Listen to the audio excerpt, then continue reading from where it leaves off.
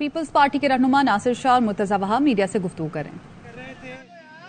چہم گوئیاں ہو رہی تھیں اور مجھے خوشی ہوتی ہے بتاتے ہوئے کہ ایک بار پھر صوبہ سندھ کے اندر سیاسی جماعتوں نے، وزیر اعلیٰ سندھ نے اور اپوزیشن لیڈر نے جس طرح 2013 میں باہمی مشاورت کے ساتھ آئینی انداز سے نگراں وزیر اعلیٰ کا فیصلہ کیا تھا، جس کو 2018 میں ایک بار پھر پیپلز پارٹی اور متحدہ قومی موومنٹ نے فیصلہ کیا تھا نگراں کابینہ نگراں وزیر اعلیٰ کا، اسی طریقے سے 2023 میں بھی وزیر اعلیٰ سندھ جناب مراد علی شاہ اور اپوزیشن لیڈر صوبہ سندھ کی جو آؤٹ گوئنگ اسمبلی تھی رانا انصار صاحبہ کے درمیان 12، 13 اور 14 اگست کو مشاورت کے مختلف سیشنز ہوئے، جس کے اندر مختلف لوگوں کے نام زیر غور آئے، مختلف ناموں کے اوپر ڈسکشن ہوا اور تفصیلی گفتگو کے بعد ڈسکشنز کے بعد آج یہ فیصلہ ہوا کہ پاکستان کے سپریم کورٹ کے سابق جج اور سندھ ہائی کورٹ کے سابق چیف جسٹس جناب جسٹس مقبول باقر صاحب کے نام کے اوپر جو مشاورت تھی اس کے پروسیس کو کمپلیٹ کر لیا گیا، اس کو فائنلائز کر لیا گیا۔ جیسا کہ آپ تمام دوست جانتے ہیں کہ 12 اگست کی جو پہلی گفتگو تھی وہ رسمی گفتگو تھی، 13 اگست کی جو گفتگو ہوئی، میٹنگ ہوئی، ملاقات ہوئی، اس کے اندر وزیر اعلیٰ سندھ کی جانب سے جسٹس مقبول باقر صاحب کے نام کو پروپوز کیا گیا تھا اور آج مختلف ناموں کو ڈسکس کرنے کے بعد ایونچولی اس بات پر کنسنسس ہو گیا کہ لیڈر آف دا ہاؤس اور لیڈر آف دی اپوزیشن نے اس نام کی منظوری دے دی ہے اور دونوں نے اپنے اپنے خط گورنر سندھ کو بھجوا دیے ہیں اور گورنر سندھ کو ملنے کے بعد آئین کے آرٹیکل 224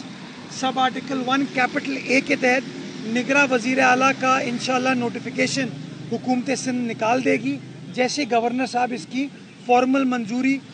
دے دیتے ہیں اور اس کے بعد جو نئے نگراں وزیر اعلیٰ ہیں وہ فیصلہ کریں گے کہ کس روز وہ اپنے اس منصب کا حلف اٹھانا چاہتے ہیں۔ تو یہ تفصیلات آپ دوستوں کے ساتھ شیئر کرنی تھی کہ ایک ٹرانزیشن کا اہم مرحلہ، بہت ساری چہمہ گوئیاں ہوئی، بہت ساری باتیں ہوئیں، لیکن آپ نے دیکھا کہ سیاسی لیڈران نے، سیاسی لیڈرشپ نے گفت و شنید کے ساتھ سیاسی انداز سے اس معاملے کو حل کیا اور ایک ایسے شخص کا چناؤ کیا جس کی انٹیگریٹی وائز، کریڈیبلٹی وائز، قابلیت وائز کسی کو کوئی شکوک و شبہات نہیں ہے۔ ماضی میں صوبے کی اعلیٰ عدالت پر وہ مختلف عہدوں پر فائز رہے اور چیف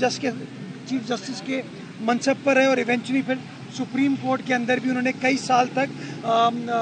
بحیثیت جج سپریم کورٹ کے اپنے فرائض سر انجام دیے۔ تو ہماری ڈیوٹی اب ختم، ہمارا کام ختم، جیسے ہی نگراں وزیر اعلیٰ اپنا حلف لے لیں گے، وزیر اعلیٰ سندھ کا ٹینیور ختم ہو جائے گا اور نگراں وزیر اعلیٰ کے آنے کے بعد نگراں کابینہ جو ہے وہ مارز وجود میں آ جائے گی اور پھر ہماری یہی امید ہوگی کہ فری، فیئر، ٹرانسپیرنٹ انتخابات جو ہیں آئین اور قانون کے مطابق وہ منعقد ہو جائیں تاکہ جو مینڈیٹ ہے وہ عوام کے منتخب نمائندوں تک منتقل کر دیا جائے۔ ان تمام باتوں کے ساتھ ساتھ ایک بات ناصر شاہ صاحب، ایک جو بڑا افسوسناک واقعہ کل سکھر میں ہوا اس کے بارے میں کچھ بات کرنا چاہتا ہوں۔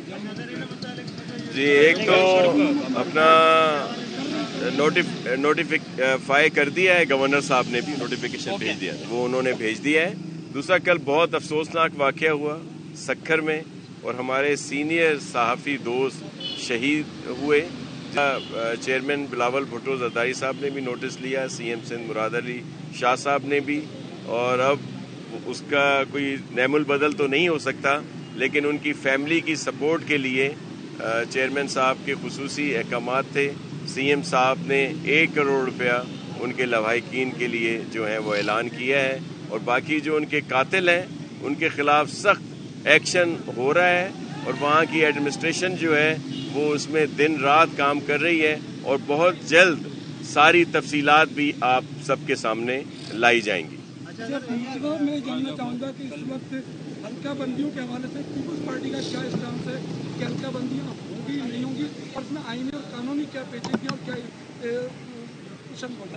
جی پلیز۔ دیکھیں، پیپلز پارٹی کا موقف ہمیشہ آئین کے عین مطابق ہوتا ہے، قانون کے مطابق ہوتا ہے۔ آئین بڑا واضح الفاظ میں، قانون بڑا واضح الفاظ میں آرٹیکل 51 میں کہتا ہے کہ جو حلقہ بندیاں ہونی ہیں وہ قانون کے مطابق الیکشن کمیشن آف پاکستان کو جو آخری نوٹیفائڈ سینسس کے نتائج ہیں اس کے اوپر کرنی ہے. تو پچھلے دنوں